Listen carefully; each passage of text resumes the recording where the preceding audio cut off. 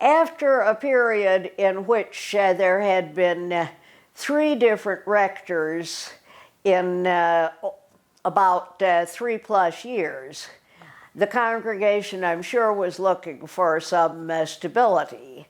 And the man they called as rector, the Reverend Dudley Stark, was to stay on for 18 years.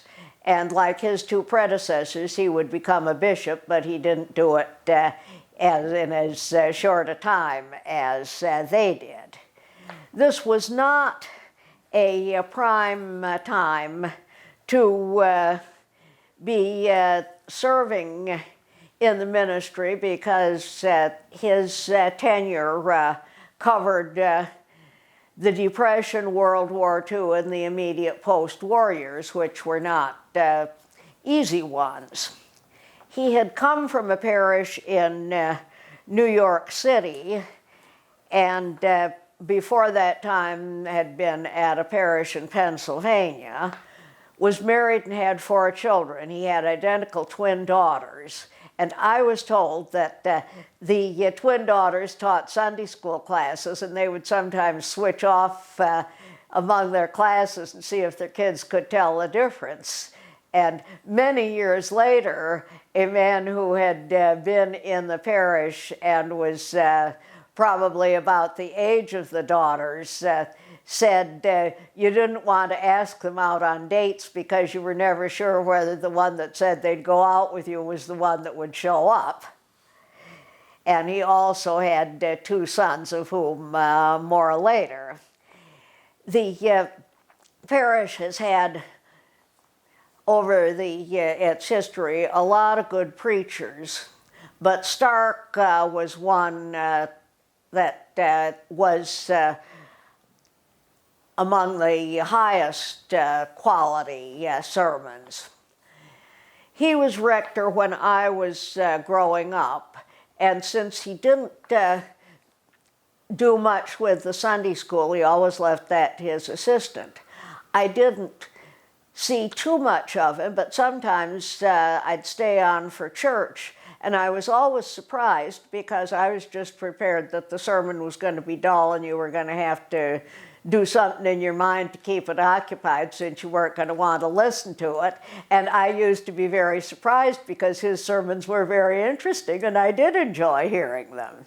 And a woman that had been in the choir at that time told me that what she best remembered about him was that he had this very infectious laughter. And once he had called her up, she and another member of the choir were dating, and it ended up that they did get married, but he was talking to her and he said, "Are you engaged yet?" And then he burst out laughing so hard that he had to hang up the phone. One thing that Stark did that was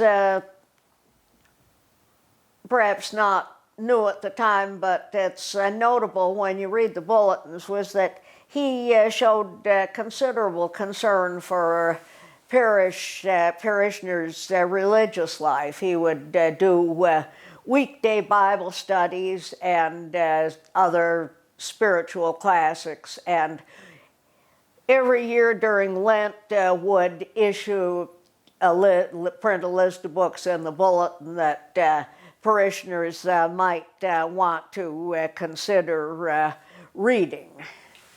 Several times in the earlier history of the parish, there had been proposals for a rotating vestry, and one of these had apparently come up shortly before Stark came, but Stark and the vestry said no, that they wanted continuity of leadership, and they wanted the same people in there to carry them through a difficult time. And several vestry resigned during his tenure for health reasons or moved away, but it was always, with one exception, older men in their 50s plus who came on the vestry. The one exception was William Cox, whose family had been parishioners, and he was elected to the vestry in his early 30s. And looking back, he said that he felt very much out of place because he was the young guy in an older group. The Depression, of course, had its impact. They did a canvass in, I think, 1932, and had a item in the bulletin saying, we know this is difficult for you in this time, but please consider that for the people who are making the calls, they know the situation now, and it's equally difficult for them to have to ask for contributions. But things went along reasonably well given the circumstances. Some of the lay staff were asked to take salary cuts, and the community center during part of a year was only open for 2 afternoons a week, but they managed pretty well. Camp Orinoco kept open. They weren't going to keep open any longer than they had funds, but what they did was to encourage people to come as paying guests over the weekend, and they got enough money out of this that they were able to keep open for 11 weeks, 6 for boys, 5 for girls, pretty good. One cost-cutting measure that had been put in 1931 was that they didn't do a weekly bulletin. And by the time Stark came, they realized that this was false economy, and they had put it back. St. Chrysostom's first year had been the year of the World's Columbian Exposition, 1893. 1933 was the Century of Progress, and the parish prepared an advertising flyer which they distributed, and during the course of the fair, the parish visitors book had 394 names. The 1933, a lot of discussion about the parish's 40th anniversary, and they took this not from the first service of the mission, but from the year 1934, which was when they became a parish and not a mission. And Dudley Stark suggested that they have a Founders' Day or Patrons' Day service on the Sunday closest to St. John Chrysostom's Day, the 27th of January, and this the vestry thought was a good idea. The Bishop of Chicago was supposed to preach at a service on Friday evening, but for some reason he couldn't make it, and a bishop from Michigan who had served as a priest in the Diocese of Chicago came and preached instead. They had some kind of a children's program on the Saturday, and on the Sunday, former rector Norman Hutton came back and preached, and later in the day they had a reception for the Huttons. And this service was very successful, and they continued having a Founders' Day service in late January for well over 20 years. This was Hutton's last visit to St. Chrysostom's. After he had left and taken a year or so off to recover his health, he had accepted a call to a smaller parish in Massachusetts. But in late 1934, he became ill and had to resign, and he died on September 25th, 1935. And Dudley Stark went to his funeral, and in October, there was a special service memorializing Hutton, and Stark preached a very moving sermon, which was printed and distributed to the congregation. With the Depression, people were not, I think, so interested in buying the kind of luxury, so to speak, handmade goods that were usually sold at the Women's Bazaar. And instead, Dudley Stark's wife, Mary, came up with a new idea for the bazaar, Christmas windows. And it was to include merchandise from some of the shops in the area.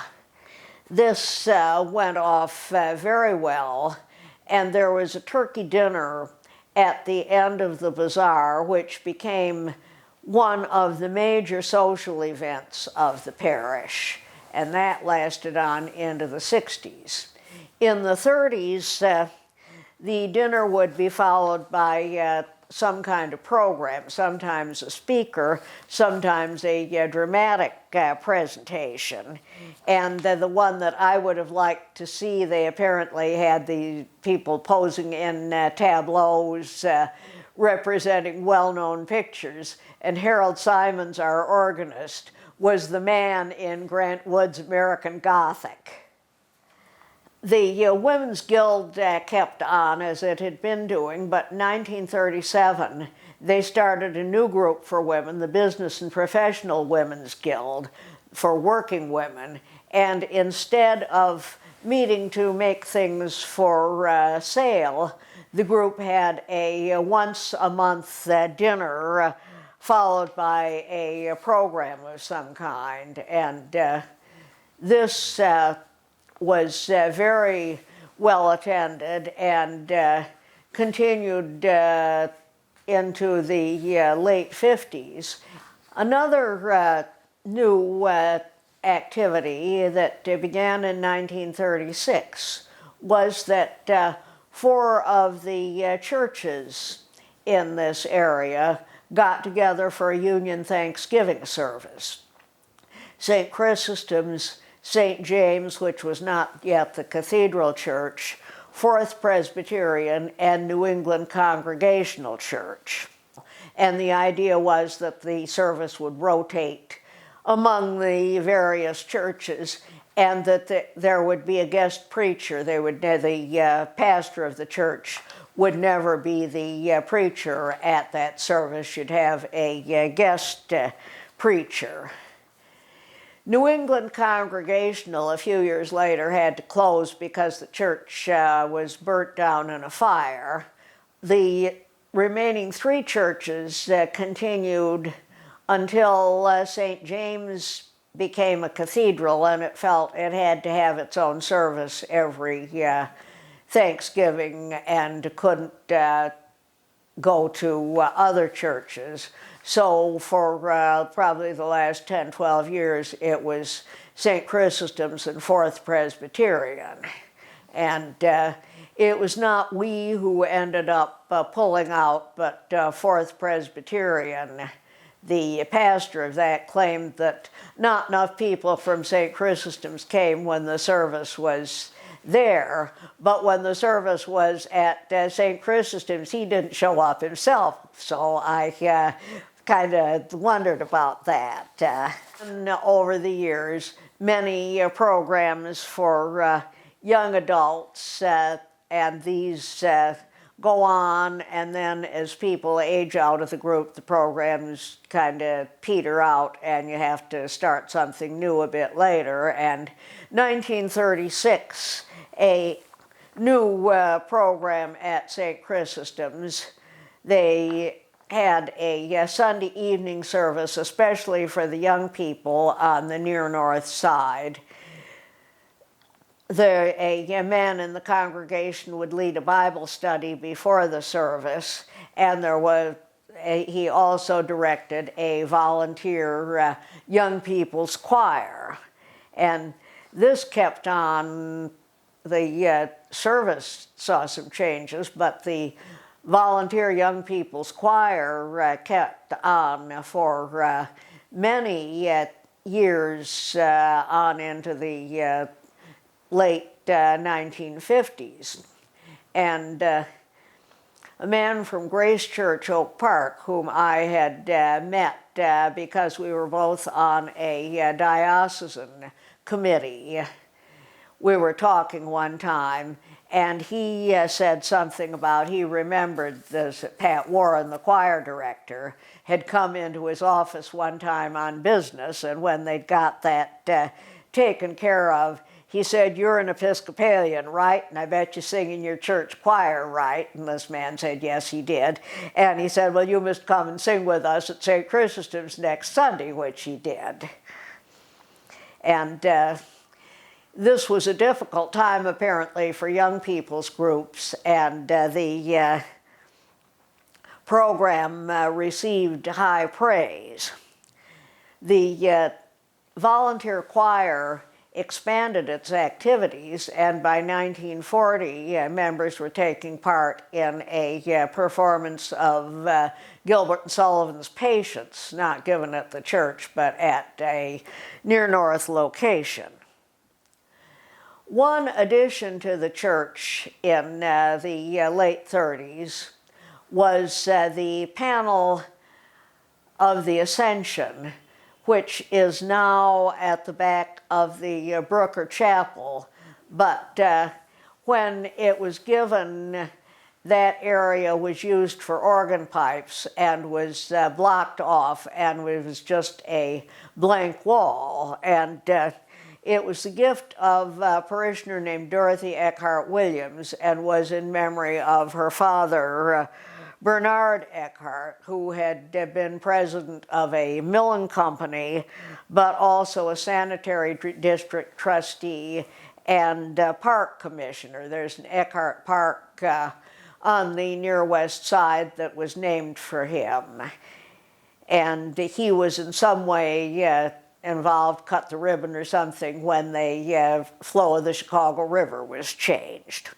And the theme was the Ascension, because Eckhart had died on the Feast of the Ascension some years earlier. Another ministry that I can personally testify to was that about 4 blocks west of the church is the Marshall Field Apartments, which were built in the 1930s as lower to middle income housing, hoping to keep the neighborhood from becoming completely a slum. And St. Chrysostom's sent a car with a driver every Sunday to pick up children from the building to take them to Sunday school, and I was one of those children. I think my parents would have got me there anyway, but I know they appreciated just being picked up and taken along. The parish had not been consecrated after the work was completed in the 20s, because there were some of the requirements, red tape, had not been completed, and in 1938, they thought this would be a good thing to do. Stark expressed the hope that they could do it, and the vestry agreed, and Bishop Stewart of Chicago was contacted, and he put it on his calendar, and things were planned and underway, but before the date, he suffered a heart attack and could not be present, and the vestry and Stark chose to wait until he could do it rather than get a substitute. But his health never did improve sufficiently for him to come back and do this, and he died in early 1940. There was a election for a new bishop in September 1940, and one of the candidates was Dudley Stark. There were several others from the diocese, and there was a man from suffragan Bishop of Haiti, who was the high church choice. And the election was September 24th, and it does not seem to have gone very well. They had 17 ballots and got no majority, and the votes kept changing, and people would step out and say they were not, they wouldn't be, would no longer wish to be considered, then they'd step back in again. And finally, after really 17 ballots, they realized that they weren't going to be getting anywhere. The Living Church said that it is difficult for the Holy Spirit to exercise effective guidance in the choice of a bishop when the clergy play politics instead of listening to his voice. And this was the high church, low church issue that was the big thing. They put the election off for 2 months, and by this time they had 3 candidates. They had Stark, they had the Dean of Washington Cathedral, and the Bishop of Haiti was no longer being considered. They had the Reverend Wallace Conkling from Germantown, Pennsylvania, was the 3rd candidate, and he was elected on the 2nd ballot. He did some very good things. The diocese had been in very bad financial shape, and he got it back on track. But Bishop Stewart had been high church, but did not pressure his congregations to go along. Conkling did, and I think the truth is that probably there were low church bishops at that time who did the same thing, and it wasn't just a high church issue. But it meant that our relationship with the diocese got much worse, and it cannot have helped that one of the candidates on the ballot running against Conkling was the rector of St. Chrysostom's. 1939, World War II begins in Europe, and Bulletin starts having announcements about Red Cross units and a weekly home nursing class sponsored by the Business and Professional Women.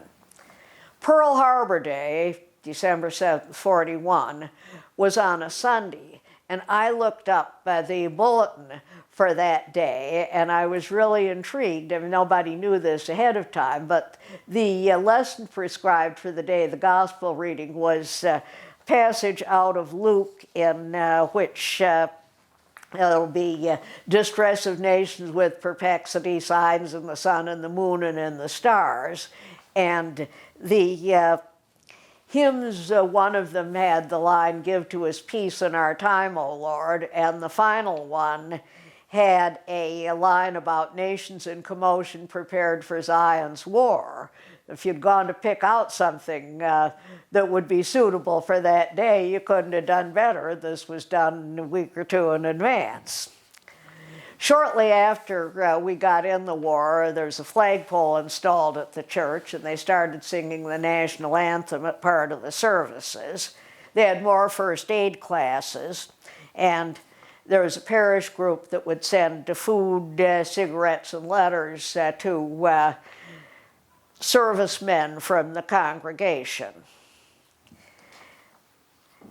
They didn't have a bazaar during the war, and instead had women had other activities to raise money. They had at least one card party and a tea with prizes, and an activity that kept going for a good while after the war was an annual rummage sale.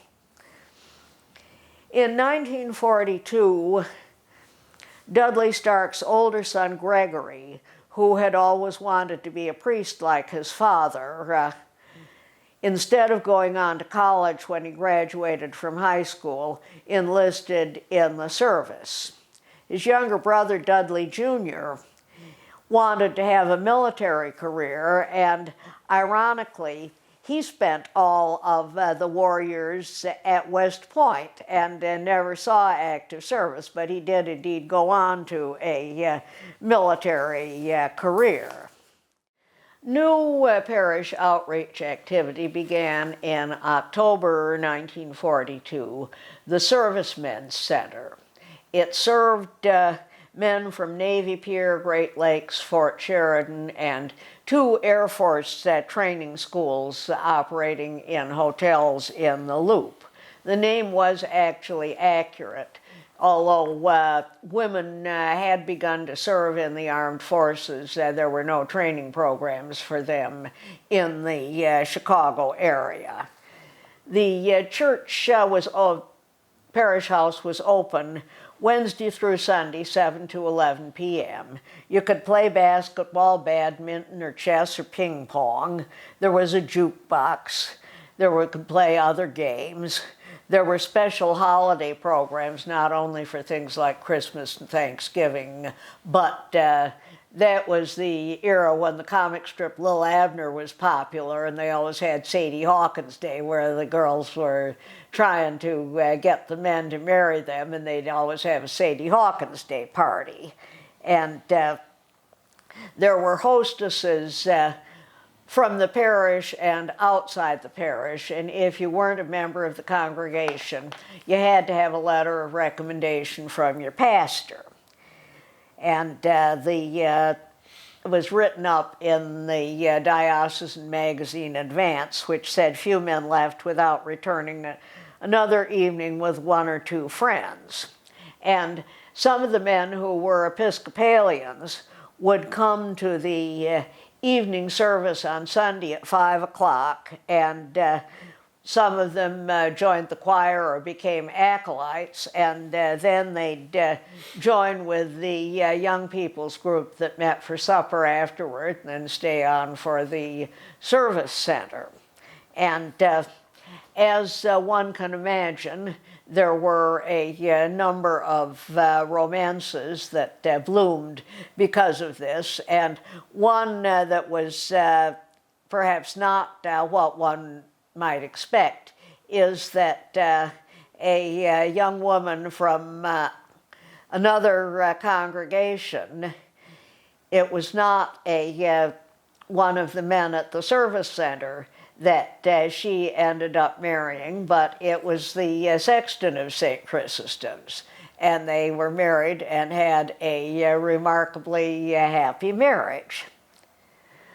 One outreach program that ended was Camp Orinoco, not apparently so much because of World War II, but the water in the lake that the camp was located on was polluted, and swimming was not going to be possible, and the vestry in 1942 voted not to open the camp because they said no point in having a camp if you can't go swimming.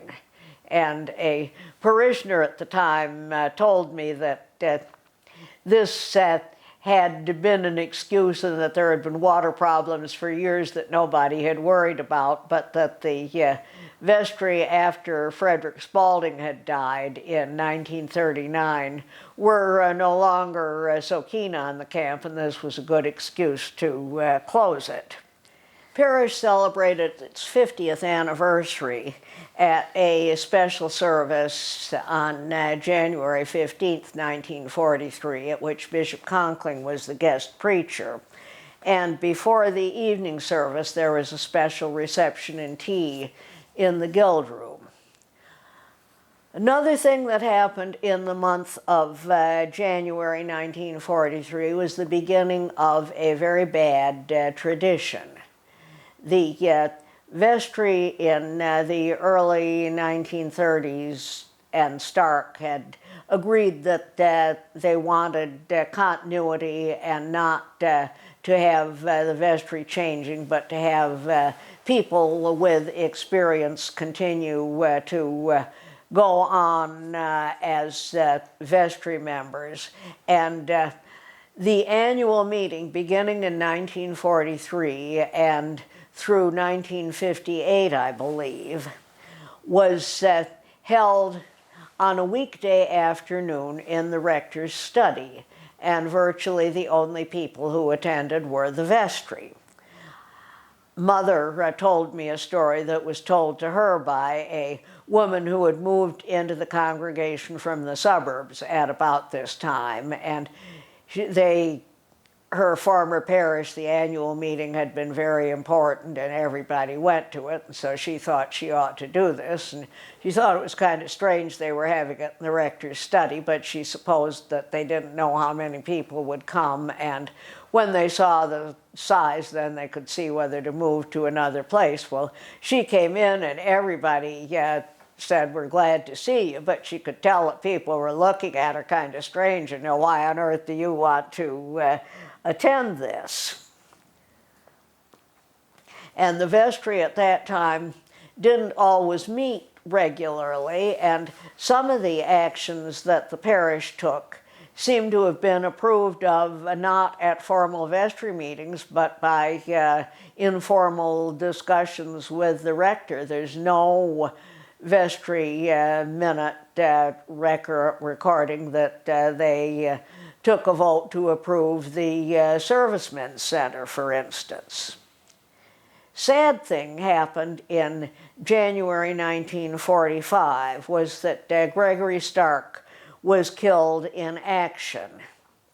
And the Starks took a month or so off, and that Easter, many of the flowers were given in his memory, including a gift from the hostesses of the Servicemen's Center.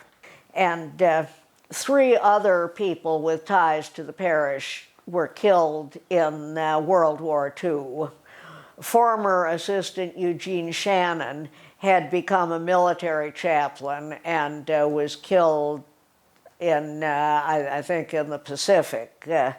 Donald Freeman, the son of a vestry member, and Peter Dewey, who died in the Far East sometime after the actual end of the war, but it was still considered a war-related death. Gregory Stark is memorialized in a window that his parents gave in the narthex of the church, and the theme was the War in Heaven passage out of the book of Revelation, with Michael the archangel fighting Satan, very appropriate for those killed in the war. And the Freemans gave the ombre near the high altar with the scene of the Good Shepherd in memory of their son. And it was said at the time that that was dedicated that Donald Freeman had many of the characteristics of the Good Shepherd.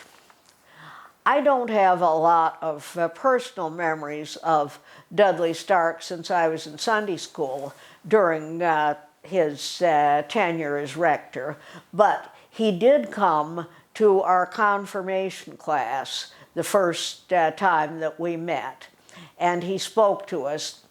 And one thing that impressed me at the time was a story that he told about prayer, and a little boy from a very poor family wanted a pony for Christmas and prayed every night that he would get one, and his parents were very concerned because no way could they buy him one.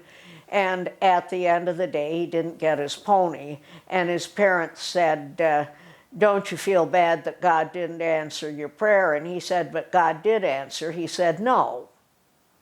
And I thought this was a very interesting idea, and it stuck in my mind. And not till many, many years later did I realize that the Starks had probably prayed every night for their son Gregory's safe return from the war. He had wanted to be a priest, and this didn't happen, and so the story must have had personal allusions for him, which I didn't realize at the time. The Starks came back to Chicago in 1969, and he was preacher at the 75th anniversary service, and they arrived in Chicago the day before, and they came over to the church, and they immediately went to the pew where the Stark family had sat because they wanted to remember Gregory there. There were a number of assistants that in the Dudley Stark years, many of whom came right out of seminary. But in October 1945, Stark appointed a man with considerably more experience, the Reverend Cuthbert Pratt.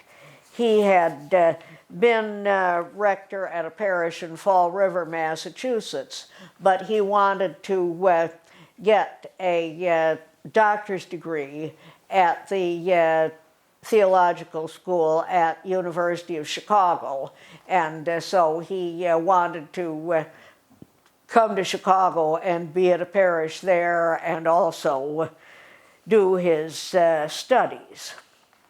The service center still kept on through 1945 after the war. There was still one training base in the area, and so it kept going until the end of June 1946, when they had a big special closing party and invited all the people who had ever attended to come back. Cuthbert Pratt in 1946 got the young people's program on Sunday evening going again, called the Service League, and they met every other week. And they had speakers or a program of some kind, and many of the people who came were speakers that he had had connections with through his U of C work. And some of the topics appear esoteric. In April, His Beatitude Eshimar Shimon the 23rd, Patriarch of the East and of the Assyrian Nestorian Church, spoke on the history of the Assyrian people and his experiences in the warriors, and read selections in Aramaic. Not all the programs were outside speakers. There were book reviews, or there were musical performances, or travel films. They met regularly one night a week for bowling, and there was some talk about should they put a bowling alley in the church basement, but it never happened. And one of the members went on to Seabury Western and became the third person in the congregation to enter the ordained ministry. And some of the young women in the group were invited to become members of the Altar Guild. After the war, the activities went very much back to the pre-war pattern. They go back to a regular bazaar for the Women's Guild. The turkey dinner continues, but it's a regular bazaar, not Christmas windows. But they keep the rummage sale going. The community center is still going well, 293 children, and they plan a summer play school for July and August. Don't have any information on how this went off. Major gift to the church in early 1948, actually made earlier, was the Crane Chapel. It had been a chapel before this, but Florence Crane, the widow of Richard Crane Jr., who had given the Carillon and the bells, gave the renovation of the chapel the Crane family had been very generous donors to the Byzantine Institute, which was a group that was doing restoration of mosaics in the Orthodox churches in Istanbul and elsewhere in Turkey. And they, as part of the restoration process, they made exact reproductions on parchment of the mosaic. And because of the Crane generosity to the Institute, she was able to get them to let her have the St. John Chrysostom mosaic, which was installed in the chapel, and the black marble altar designed by David Adler was installed at that time. He made a set of marble candlesticks, which are not currently in use. They began the work in sometime in the fall of 1947. I can remember coming into Sunday school. I sang in the junior choir, and we'd march in past this blacked out area, which seemed kind of, I was hoping it would get done soon. And it was completed and dedicated on February 15th, 1948, date which was picked because Richard Jr.'s mother had been born on that date. And someone from the Byzantine Institute gave a brief talk, apparently, on their work with the mosaics, and Stark preached on the saint and cited some resemblances between him and Richard Teller Crane. And one of them was that both had strong feelings about justice, and another was that both founded hospitals. The two predecessors of Dudley Stark had been elected bishop, and he had, of course, been a candidate in the Chicago election in 1940, but had not got elected. But in January 1950, on the 26th, he was elected Bishop of Rochester, New York. And he informed the vestry a few days later that he intended to accept, and the vestry expressed pleasure and satisfaction, and not so much because he was leaving, but because he had been honored in this way, and said that he left the parish in a more satisfactory condition than at previous similar separations. And his last Sunday was March 12th, and he gave a farewell message to the congregation expressing his gratitude for his service there, and said that the wardens and vestry had agreed to continue the congregation's established policies, loyalty to the prayer book form of worship. He didn't say it, but as distinguished from the high church variations. Place personal ministries and objectives first, and service should be both local and to the world.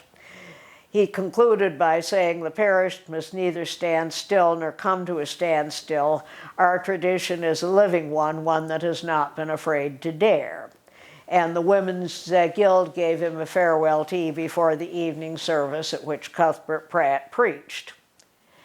At Stark's consecration, a number of people went to the service.